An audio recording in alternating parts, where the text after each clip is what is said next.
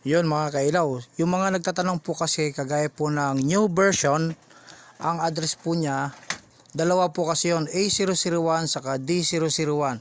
Di kagaya ng old version, ang address po talaga niya, D001 lang. Pero yung new version mga kailaw, ano po siya, dalawa ang address niya.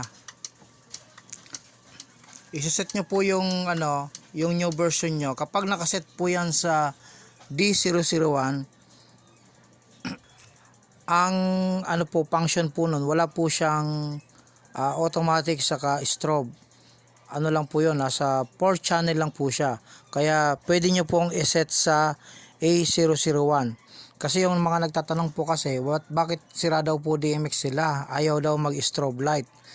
Ano lang po yun mga kailaw, sa address lang po yan. Iset nyo lang po sa A001 para mapalabas nyo po yung strobe, automatic, saka sensor. Meron na po yan. Nasa 7 or 8 channel po ata yon. Kaya iset nyo na lang po sa A001 yung new version nyo po na par LED. Para mapagana nyo po yung hinahanap nyo pong function.